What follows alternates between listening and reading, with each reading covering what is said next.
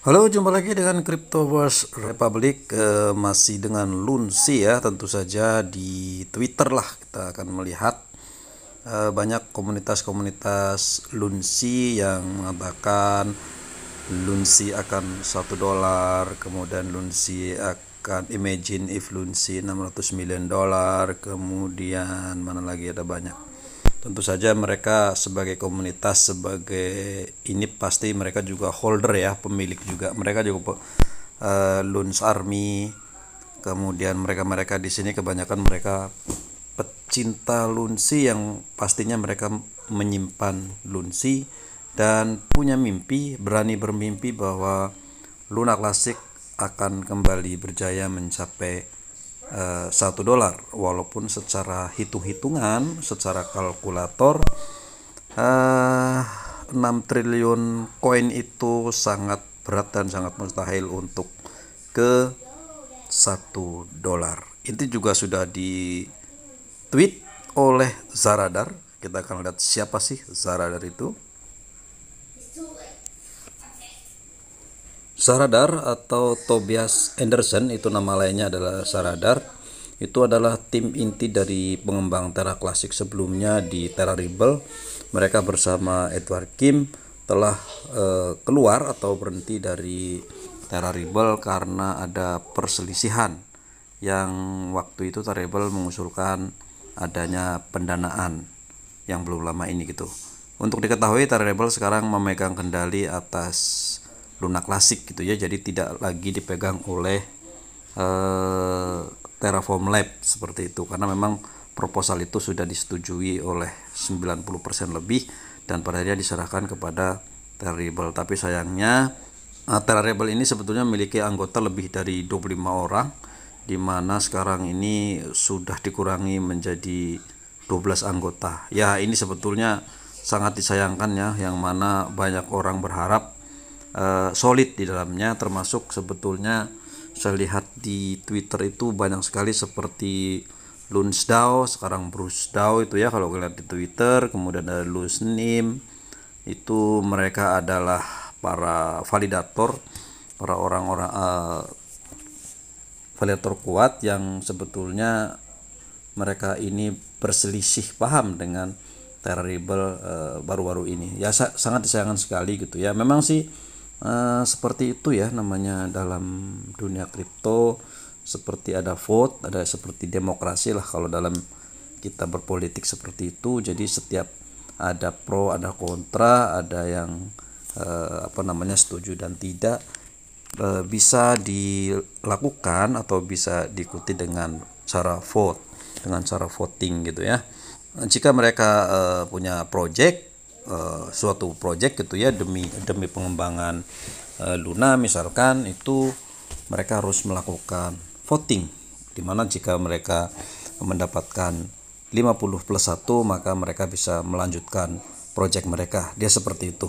Nah, tetapi dari ini sebetulnya dari kemarin saya melihat juga sayang sekali karena antara Zaradar, kemudian Kim, kemudian Lunsdao, kemudian Nim itu menginginkan Luna dengan Luna Klasik itu satu protokol dengan atau berdampingan gitu ya, jadi kayak seperti bulan kembar seperti itu untuk satu protokol seperti itu. Tapi tim dari Terraform Lab sebenarnya sudah mentweet bahwa itu tidak bisa, Mereka betul-betul sebaiknya memang pisah antara Luna dengan Lunsi gitu ya. Nah, saya termasuk orang yang lebih baik terpisah, tapi tim harus solid seperti itu ya. Ya karena sebetulnya tim-tim mereka ini yang harusnya solid seperti itu. Walaupun punya beda pandangan, seharusnya mereka itu ya jangan terlalu vulgar gitu ya, karena apa, itu memicu ketakutan sebenarnya.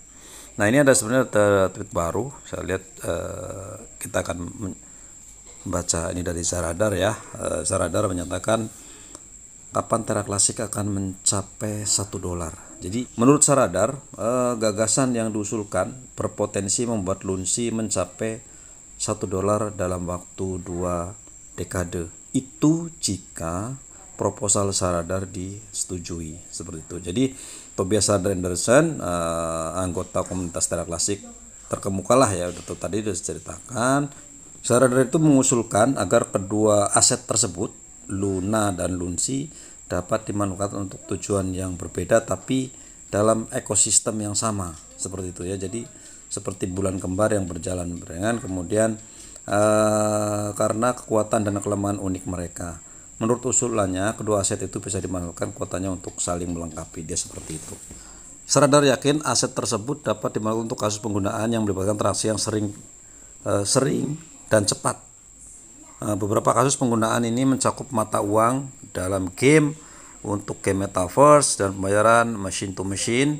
Dia mengusulkan penggunaan Lunsi untuk pengiriman uang antar bisnis dan individu. Kemudian Saradar melihat Lunsi dimanfaatkan untuk transaksi yang perlu diselesaikan dengan cepat dan efisien. Ini karena pasokan aset yang meningkat dalam posisi yang liquid. Kedua, terkait Luna, Saradar menganggap aset tersebut dapat berfungsi sebagai penyimpan kekayaan untuk ekosistem yang diusulkan karena pasokannya lebih rendah daripada Lunsi. Dengan suplai yang beredar saat ini sebesar 127 token, pada waktu penulisan Luna memiliki 0,9% dari suplai Luns yang beredar saat ini sekitar 5,9 triliun token. Nah, mempertimbangkan pasokan Lunsi saat ini, Saradar tidak yakin aset tersebut dapat berfungsi sebagai penyimpan nilai. Nah,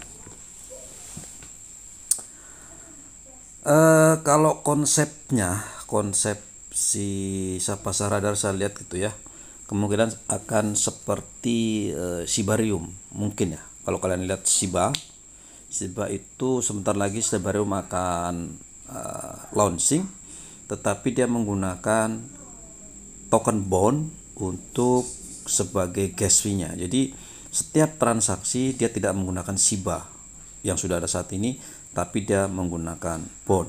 Tetapi di setiap transaksinya itu gas fee yang berupa bond itu akan membakar Shiba. Itu yang apa yang ditweet oleh Kosama atau siapa saya lupa ya namanya, siapa namanya itu pengembang Shiba Inu. Dia mirip-mirip seperti itulah. Saya rasa Saradar juga ingin demikian. Jadi si Luna bisa dijadikan sebagai token untuk gas fee-nya, tetapi setiap transaksi bisa membakar Luna klasiknya. Mungkin seperti itu, rasanya seperti itu ya. Kalau yang saya tangkap seperti itu.